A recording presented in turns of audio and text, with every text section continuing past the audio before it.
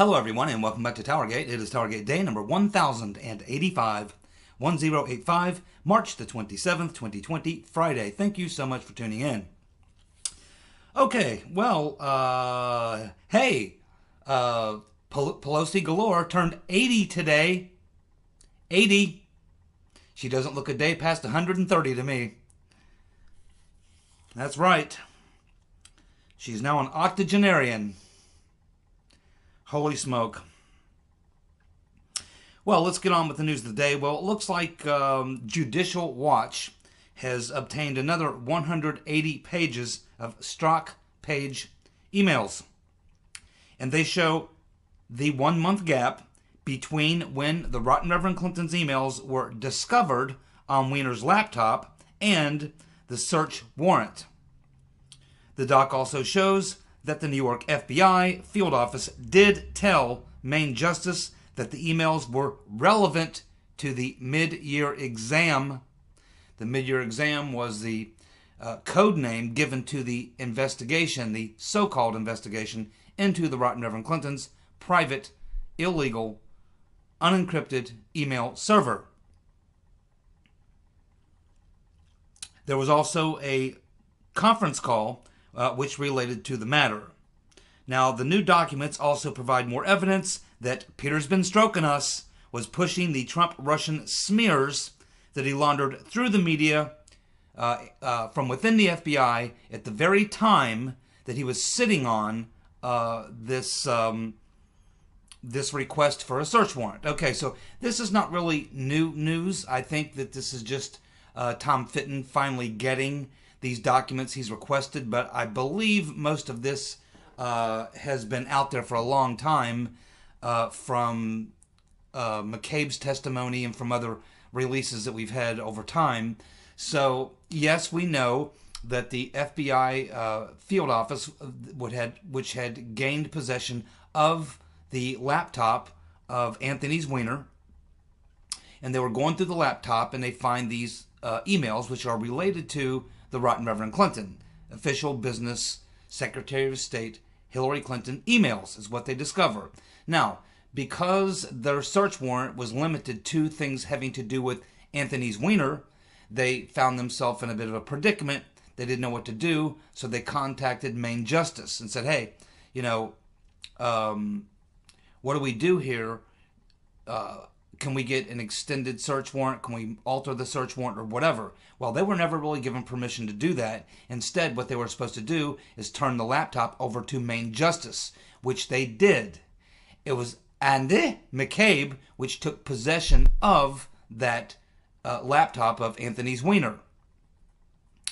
And it's then that we were told that they went through all these emails, but of course we know that they really didn't. And of course, Peter's been stroking us was working along with Andy McCabe in keeping and trying to keep that laptop from being searched and to keep that information.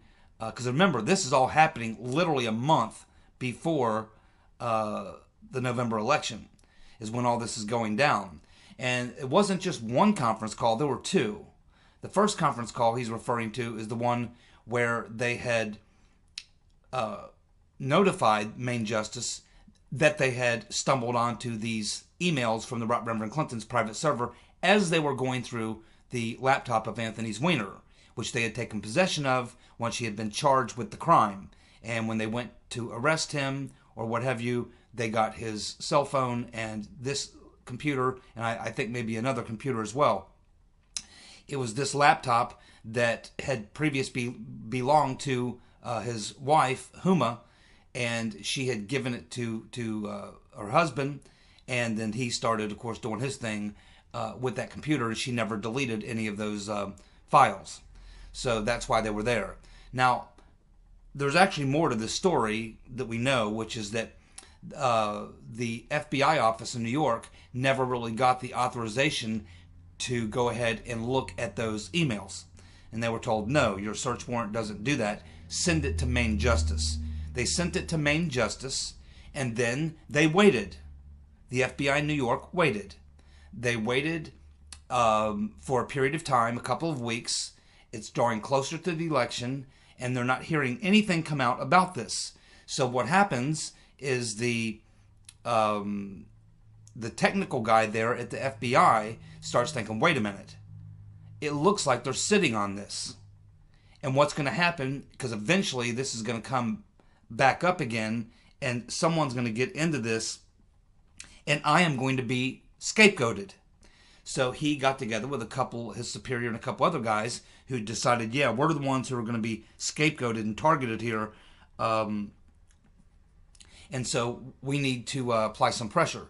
So they had a second call with Main Justice, a conference call. And in that conference call, Loretta Lynch was on the call, and she got hostile and threatened these FBI agents in New York, basically suggesting to them that if they did what they were threatening to do, which is to come out, go public, and have a press conference and announce what they had found and what they had done about it, and just letting everyone know, hey, we discovered this stuff. We wanted to look at it. We weren't given permission to extend the search warrant. We were told to send it to Main Justice. We did that. We haven't heard a thing about it. We just want you to know that's where it is. We're not the guys holding this up. When Loretta Lynch got wind of this, there was a second conference call. And I'm not sure who initiated that, but there was a second conference call. And that's the call where Loretta Lynch threatened these FBI agents, suggesting that if in fact they did anything like that, that the Eric Garner case may have to be reopened. Now, Eric Garner was the guy, I believe it was Eric Garner, who was selling cigarettes, individual cigarettes, on the streets of New York, and the cops went to arrest him, and I guess they felt he was resisting. They got him in a chokehold, and of course he died. The cops were originally found not to have been, responsible for his death, and that was put away. So Loretta Lynch is threatening to bring that back up or reinvestigate that, and that was to put the ice on, put the chill on these FBI guys down in, actually their bosses, to put the chill on their bosses, so their bosses would clamp down on these guys and make sure that they didn't go out and go public and make a statement about the fact that they had provided the laptop to Main Justice. They knew that there were Rotten Reverend Clinton emails on that laptop of Anthony's wiener, and so this is basically the whole story around what is being talked about yesterday by Tom Fitton. So it's not new information, really.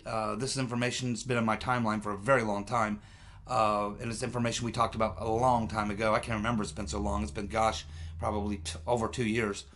But now he's got emails that support and back up what we pretty much already knew. Now, there apparently are some new emails with Peter's Been Stroking Us and Lisa Page that further support the idea that they were instrumental in pushing the Trump-Russia smears through the media, while at the same time that's happening, they're sitting on the laptop of Anthony's wiener, refusing to actually go into it. And of course, we've never really gotten a straight, really, truth and a really straight accounting of exactly what did happen with the laptop of Anthony's wiener once it arrived at Main Justice, other than the fact that Jimmy the Weasel Comey said that basically they had used a crack team, which we now know was Peter's Been Stroking Us, Lisa Page, and Mary, what's her name, the crack team of experts who were able to go through, 800,000 emails or something in a weekend and determine everything's cool. Now, of course, none of us believe that that's actually the case. We know Jimmy the Weasel was lying. And we've never gotten a full accounting of the laptop of Anthony's wiener. We've never gotten a full accounting of what Rotten Reverend Clinton emails were on there, what they were in reference to, or anything else. That continues to this day to be a big-ass mystery. And I would love to know, where is the laptop of Anthony's wiener? How many emails from the Rotten Reverend Clinton were on it? How did those emails get there? Were there classified emails? Were there emails that dealt with Benghazi? were there emails that had anything to do with anything else other than yoga and Chelsea's wedding? What's the deal with the laptop of Anthony's wiener? Why don't we have a full accounting of that? Those are all very good questions, and I don't know if they'll ever be answered. Quite honestly. They just continue to float out there in the ether, right along with a lot of other things that went on in the summer of 2016 in regards to that so-called investigation of the Rotten Reverend and her criminal accomplices.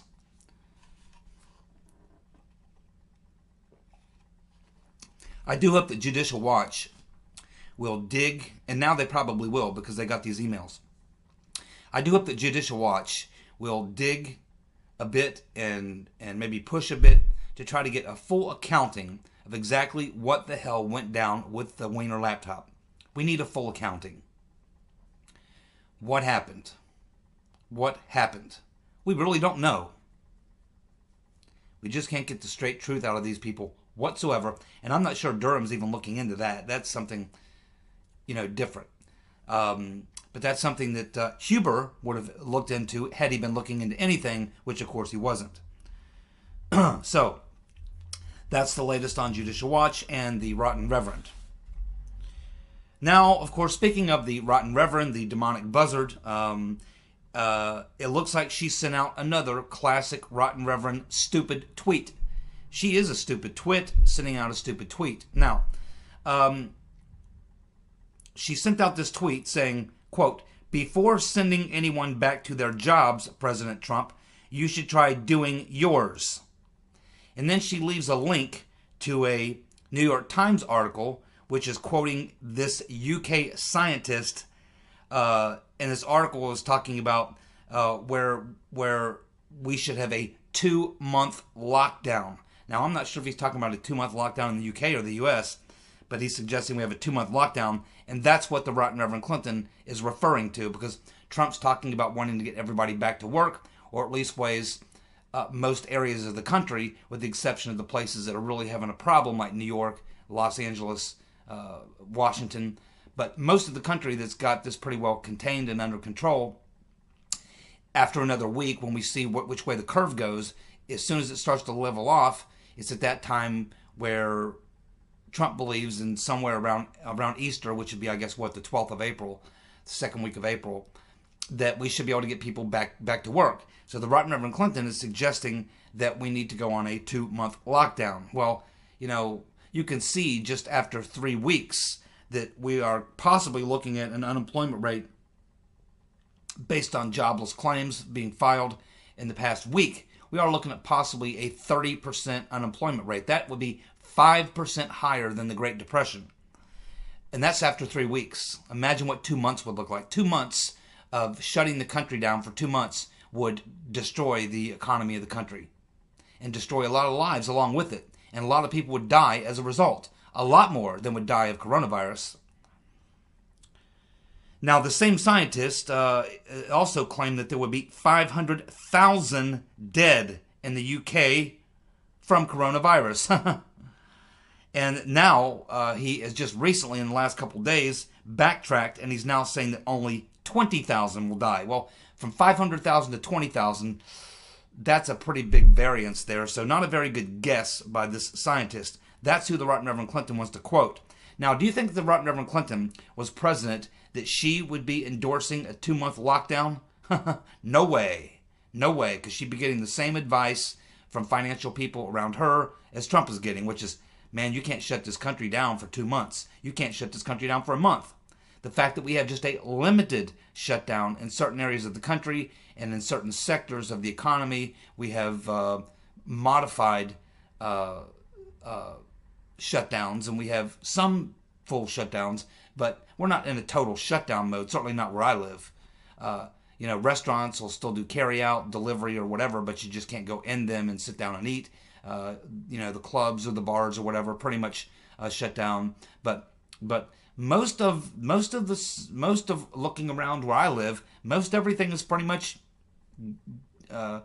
operating, going on as normal. Just people are being more cautious. seen people wear masks and gloves and things like that. And but we're not in a total lockdown mode here in Southern Ohio. Nothing like that. But the Rotten Reverend Clinton is suggesting what this UK scientist was talking about, a full, complete shutdown, lockdown is what they're referring to it as, a lockdown for 2 months. Now, his original projection was 18 months. Can you imagine UK locking down their entire population for 18 months? That's insanity. Absolute insanity. Then he rolls out this 500,000 number. Now he's backtracked to saying only 20,000 will die, but we need a 2-month lockdown. Well, I assume he's talking about the UK, but the Rotten Reverend Clinton suggesting that we should have a 2-month complete lockdown of our economy is just insanity. She would not be getting that advice, nor would she be taking it. But that's the Rotten Reverend Clinton, the demonic buzzard. And I get the feeling that she's involved in some more activities that are going on right now within the Democratic Party, and we'll get to that right now. Well, shortly. It's, a couple stories away. Let's go ahead and move on. Okay, well, it looks like Attorney General Barr 3 days ago was in the Trump press conference, and he was there to advise people that the DOJ was going to start taking a serious look at people who are hoarding. And he said, quote, if you are sitting in a warehouse, or if you are sitting on a warehouse with masks, surgical masks, you will be hearing a knock on your door. Imagine that. Then guess what happens yesterday? Yesterday, the SEIU, the Healthcare Workers Union, announced they had located a mysterious stash of 39 million N95 masks. So for over 2 weeks now, we've been talking about this masks shortage. Democrats going crazy because we don't have enough masks. You have entire corporations now completely changing what they manufacture to make these N95 masks. And all of a sudden we find out that the SEIU out there on the West, I guess the West Coast version of the SEIU, healthcare workers, has got 39 million N95 masks that they've been sitting on. I guess they didn't want to hear that knock at the door that Attorney General Barr was talking about. There you go. There's the demo commies for you. Complaining about not having enough masks when in fact one of the largest, if not the largest, Democratic labor unions is sitting on 39 million masks. Now, do you think that MSNBC or CNN is going to take them to task for holding out, for bogarting those 39 million masks?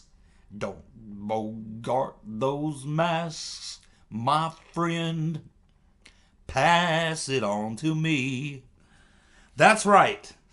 Bogarting those masks. Not a good move, Humphrey. Do you think they'll be held accountable? No. Nope. Won't hear a peep out of MSNBC or CNN. And unless there's a big stink made of it, in which case it will just be an error, and it will be Trump's fault. Oh yes, it will be Trump's fault. You can bet on that. So now they're going to ship those masks immediately to various hospitals across the country, as long as they're run by Democrats. Well, we have Kevin McCarthy coming out yesterday and blistering Madame Botox on her 80th birthday. Because Madame Botox, Pelosi Galore, had just given a presser, and she said that she did jujitsu on the stimulus bill to fix it. She did jujitsu on the stimulus bill to fix it. The only guy that's done any jujitsu around Madame Botox is probably her dentist. Maybe her plastic surgeon or whoever does her Botox injections. A lot of jujitsu going on there, around in her mouth. Watch the way her mouth's constantly going around. That's the only jujitsu going on around Madame Botox. Now, McCarthy followed her presser by saying that Pelosi is flat out lying. Flat out lying. About the changes to the bill. McCarthy says the bill has not fundamentally changed since Sunday. The only additions were things that had nothing to do with coronavirus. No, the reason that Madam Botox had to quickly backtrack and get behind the Senate bill is because we know that the phone lines in Washington, D.C. were jammed for 2 straight days with people calling in, giving Pelosi hell. And many Democrats in the Senate, as well as some House Democrats who are not a part of the progressive agenda, were telling Pelosi that this was a major, major mistake, and again, making it nearly impossible for them to get reelected. She forced them to go along with Trump-Russia collusion. Then she forced them into the Ukraine hoax, the impeachment hoax, everything else. Now she's getting them to endure this. Now she doesn't care because she's probably leaving Congress as soon as she's defeated in the upcoming election. But the rest of these Democrats who would like to have a career in politics, unfortunately, they're deeply concerned about how the hell they're going to get reelected when their opponent is going to have so much ammunition. Many of these Democrats will be challenged on the left. Many of these Democrats will be challenged by other Democrats. So that's why Pelosi Galore was forced to quickly backtrack, and now she's essentially on board with the Senate bill. And she's only coming out and saying that she had something to do with this to save face. But it's not going to work. Uh-oh, it looks like Burisma Joe is facing some allegations about sexual assault. These occurred in 1993. This has suddenly gone mainstream. Biden, of course, continues his day-by-day meltdown. This woman is named Tara Reid. She was a staffer to Joe Biden. She's been trying to tell her story since 1993. No one, not even left-wing groups, were interested. Now, sources that run in Democratic circles are pushing Reid's complaint. In 2014, she raised the issue again. She was accused of being a Russian tool and doing the bidding of Putin. But now they're all wanting to pay attention to what she's saying. They're all interested in what she's saying. So it looks like all of a sudden there's some interest in taking down Burisma Joe, because the Democrats realize, not just the Democrats in Washington, but politicians realize this guy is out of his mind nuts and has no chance. Now they got to get rid of him. I wouldn't doubt, but what if you dig into this, you'll find the rotten Reverend Clinton somewhere lurking behind this deal. Thank you so much for tuning in. I'm out of time. I'll be back tomorrow with more TowerGate. See ya. Bye.